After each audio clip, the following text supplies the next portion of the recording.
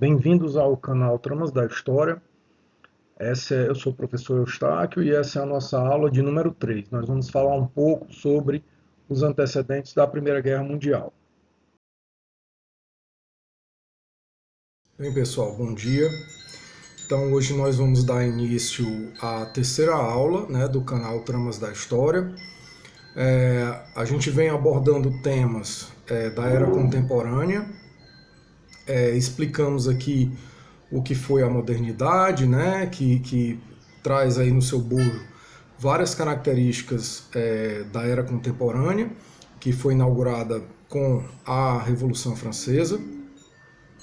Então, nós explicamos um pouco sobre a consolidação do capitalismo, a Revolução Industrial, as novas ideias políticas trazidas com a Revolução Francesa, a questão das cidades como núcleo do mundo contemporâneo, onde tudo está acontecendo, onde estão as oportunidades de trabalho, onde está o centro de poder, onde estão as opções de lazer, etc. Vimos também a questão do impacto das novas tecnologias, a questão da aceleração temporal, etc. E também na nossa segunda aula, nós falamos um pouco sobre algumas coisas que vão contribuir para o advento da Primeira Guerra Mundial, que foi ali de 1914 a 1918. Falamos do imperialismo ou neocolonialismo, e das disputas que vieram ali no seu bojo, certo? Aquelas potências industriais europeias competindo por novos mercados consumidores e locais fornecedores de matéria-prima barata. Então, as potências industriais europeias, como a Alemanha, como a França, como a Itália, vão começar a competir fortemente, em busca de estender seus domínios, sua zona de influência sobre regiões da Ásia e da África. E isso vai causar disputas comerciais, disputas geopolíticas. A Alemanha, que vai se unificar tardiamente, ali por volta de 1871, dando surgimento ao Império Alemão. A própria Itália também, que vai se unificar tardiamente.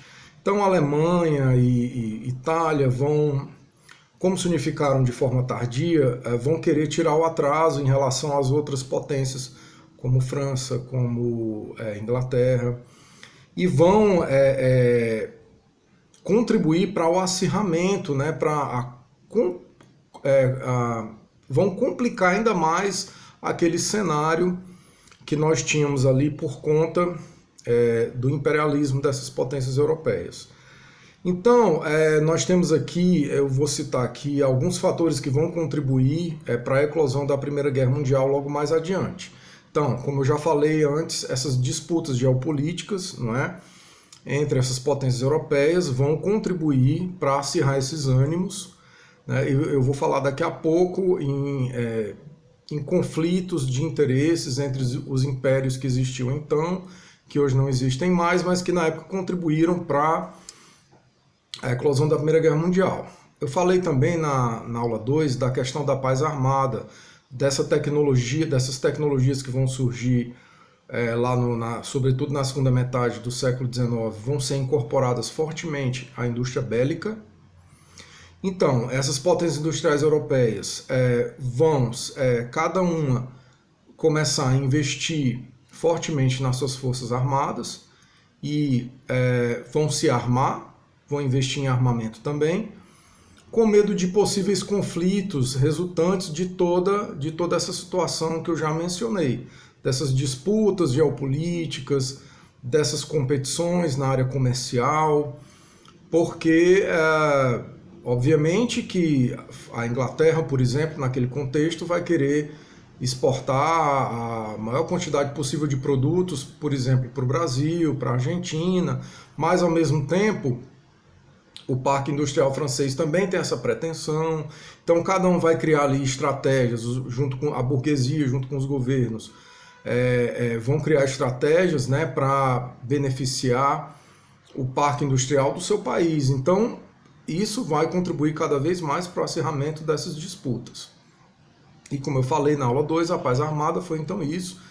Esses países secretamente se armando, investindo nas suas forças armadas, investindo, aplicando recursos em armamentos, né, que mais tarde, infelizmente, seriam usados maciçamente na Primeira Guerra Mundial. E, paralelo a tudo isso, um sentimento de nacionalismo exacerbado. A gente viu que uma das características da modernidade, da era contemporânea, foi o surgimento dos Estados-nação. E esses Estados-nação traziam na sua ideia, no seu cerne, no seu núcleo, sentimentos muito fortes de nacionalismo, de lutar pela pátria, morrer pela pátria. A minha cultura é a mais bonita, a minha cultura é a mais importante, a minha língua é a minha pátria, né? Então, o Estado-nação ele junta essa noção de governo, de território, de povo, de cultura, e aí há uma exacerbação do sentimento nacionalista. Então, ali no século XIX, começo do século XX, antes da eclosão da Primeira Guerra Mundial, ainda havia essa espécie de sentimento um pouco romântico, né, ligado àquelas guerras anteriores, de que você ia ali defender os interesses do seu país, da sua nação. Ninguém imaginava que a Primeira Guerra Mundial ia ser a carnificina que ela se tornou, que ela veio a ser. Além disso, nós temos a questão do pangermanismo. O que foi isso? Como eu falei antes, a Alemanha ela vai se unificar tardiamente, né, por volta de 1871, logo após a Guerra Franco-Prussiana, que foi uma guerra ali entre França e Alemanha, e Prússia, né? Na época era Prússia ainda. Em 1871 passa a ser Império Alemão. Então, o que defendia aí esse pangermanismo? Esse Estado, esse Império Alemão recém-formado, ele vai defender que ele tem direitos de anexar regiões onde as populações sejam descendentes de povos germânicos ou que falem a língua alemã, certo? Então, isso aí vai contribuir, né, para uma complicação da geopolítica na região, naqueles países ali que estão próximos ao Império Alemão. Outra coisa que vai contribuir para acirrar esses ânimos aí, contribuir para a eclosão da Primeira Guerra Mundial, é a questão do pan-eslavismo. E antes da Primeira Guerra Mundial existia o Império Austro-Húngaro. E o Império Austro-Húngaro, nesse período, ele dominava as regiões ali da Península Balcânica, que ela é habitada por povos eslavos, né, de matriz eslava. E havia um movimento ali de independência, eles queriam criar a Grande Sérvia. É ali onde hoje nós temos ali Croácia, Bósnia-Herzegovina, Montenegro, então aquela região ali é a Península Balcânica. E nesse contexto aí, pré-Primeira Guerra Mundial, havia um forte sentimento, uma vontade muito grande daqueles povos de se unificarem no que eles chamariam de Grande Sérvia e se tornarem independentes do Império Austro-Húngaro. Então tudo isso vai contribuir para a eclosão, um pouco mais tarde, da Primeira Guerra Mundial. Bom, então eu vou falar aqui brevemente sobre o estopim da Primeira Guerra Mundial. Eu falei para vocês que a geopolítica da Europa estava bastante complicada nesse período, final do século XIX, começo do século XX, que os países, as potências industriais europeias estavam competindo fortemente, e aí nesse contexto vão se formar algumas alianças. Uma delas, a Tríplice Entente, formada pela Inglaterra, França e Rússia, né? Eles vão se comprometer ali a apoiar uns aos outros no caso de um conflito. De outro lado, vai se formar a Tríplice Aliança, né? Formada pelo Império Austro-Húngaro, que existia então, pelo Império Alemão recém-formado e pela Itália recém-unificada. Então, eu havia falado para vocês que o Império Austro-Húngaro ele dominava a região dos Balcãs e havia o pan-eslavismo, que era um forte sentimento daquela região, da população daquela região, de se emancipar, de se tornar independente em relação ao Império Austro-Húngaro.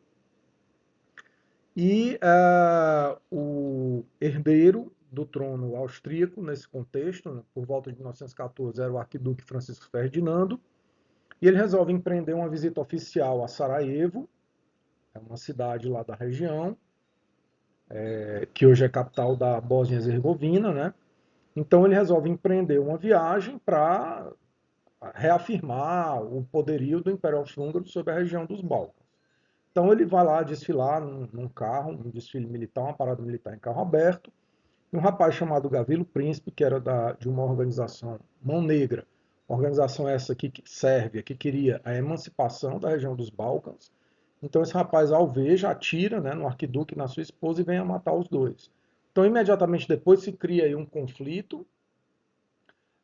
Alguns vão se colocar ao lado do Império Austro-Húngaro, no caso, os países da Tríplice Aliança. Outros vão se colocar contra esse ato, no caso, os países da Tríplice Entente. E aí, aos poucos, esse fato ele vai dando início, né, à Primeira Guerra Mundial.